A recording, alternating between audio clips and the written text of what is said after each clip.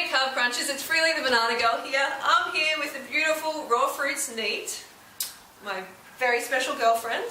And this is day 17 of our 30 videos in 30 days. And today's topic is our combined experience, our 16 years combined experience on a raw food diet. Because that's how long it's been. It's been like about 7 years almost for me, and 9 getting towards 10 for me. And we haven't been on the wagon the whole time. I mean, I did have a bit of a fall off there. Yeah, both of us. And now I'm incorporating a little bit of cooked vegan food. But there's been a lot of lessons that we've learned. Okay, and that's what we want to talk about today. So, what has been the biggest lesson for you over the last 9 years? The biggest lesson? Yeah. Definitely how to carb up.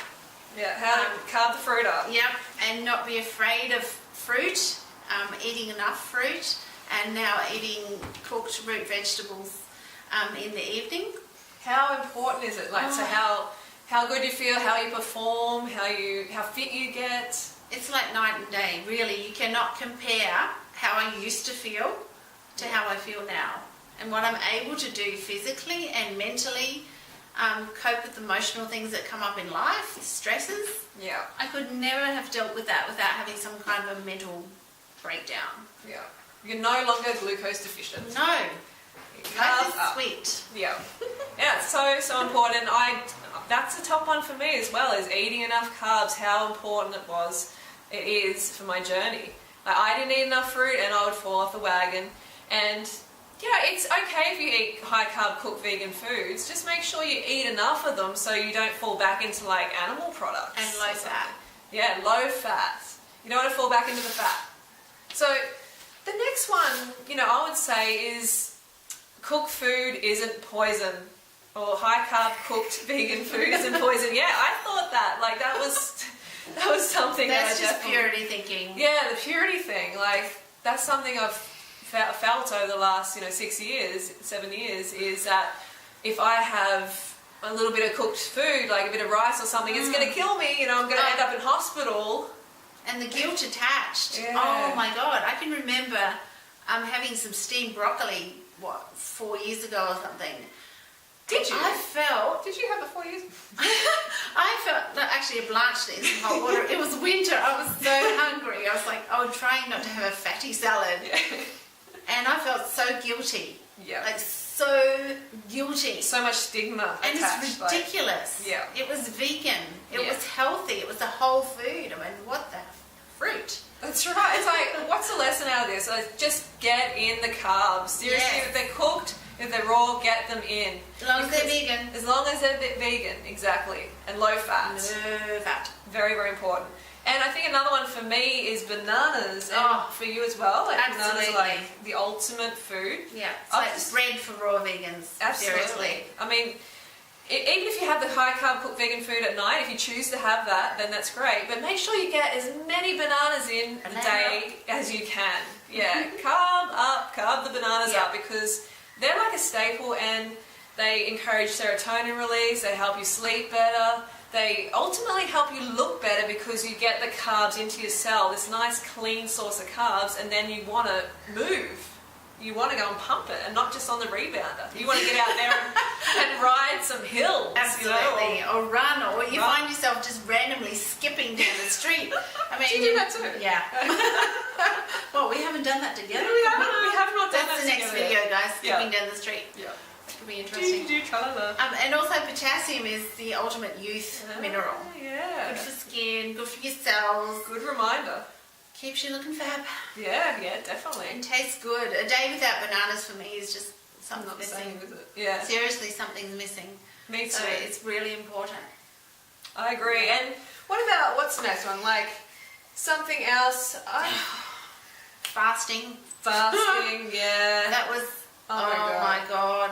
Every Monday, water fast. We both used to do once a week, every Monday. And you know what? We'd do it for weight loss. Oh, yeah. And like, we'd lose a bit of weight, the next 2 days. We'd be like, oh my God, look at the scales. Yeah. We've lost like 2 kilos, but it was all water. Yeah. Then we started eating again, and bang, there it is. Did we start eating again. And the metabolism just went haywire. Absolutely haywire. And also, I just remembered, like, in this crazy 10 years I've had, I used to actually drink my own urine. Oh, did you do that? Wow, the things I'm learning about this girl during this video. How disgusting. I mean, seriously, it's called Shivambu or something. And Oh, yeah. I read a whole book on it. And on my days of fasting, I mean, Oh, the thought God. of it now is just so disgusting. During the fasting, drinking piss. No. Clean piss though. Nasty, nasty. It's meant to be out, not in. It Not was to so go bad. back in. Anyway, next. Yeah, so Please, flip-flopping on the diet. I think that was a big thing. You know, we both went back during this time. We both went back, and it's because we were undercarbed. And that's just another lesson to go, you know, to go fruit yourself or to root yourself. Get the carbs in, because you may flip-flop, you may go back to animal products. Absolutely. I mean, if you don't have any ethical attachment to animals, then you will likely be eating them again if you get undercarbed. Yeah. I know you might be saying, no way, I'd never do that, but seriously, if you don't build that ethical attachment, that's something that we have done over the last, 16 years. Like, gradually we've built that ethical attachment. At first, we were all about health and appearance. Health and appearance, absolutely. The ethical attachment is so important if you want to keep on this path. I mean, 2010, I went back to eating my animal friends simply because I was undercarbed. It is that simple. Yeah. We as humans tend to overcomplicate things, and it's not complicated. It is that simple. Fill up your glycogen tank. Yeah. If you don't want to eat animals. Absolutely. Totally. If you're running low on glucose, then you're going to be looking for some other calories. And especially when the rest of society is eating animals, basically the rest of society, it's kind of like, it's okay. Yeah. I'll eat them too. Keep your standards low. Yeah. And it's okay. Well, lift your standards high. Surround yourselves with high moral standard people like Free. I mean, she's amazing. She holds me up here, and I think sometimes, will you stop it? Will you lower your standards? She holds me up too. It's kind of scruff sometimes, but it's important, like, who you surround yourself with too. Yeah, I think that's about it. Yeah. That's what we wanted to address today. There's a lot of learning to be done over the years, and we feel like we've really come a long way, and I feel like I continue to learn and learn and grow. And it is a process. For as long as we're living, we've got to be learning. Yeah. As long as it's in the direction we want to be going, just keep learning. Keep yourself open to learning new things. Yeah. And aspire to those who are getting the results that you desire. Well said. Yeah. Yeah. Cool. Thank you so much for coming in. Mwah. Say goodbye to the carb crunchers. Bye. I will see you tomorrow for day 18. I'll see you in Don't a week. forget to go fruit yourself or Root yourself. lovely see you. Ciao. Potato. Banana Girl.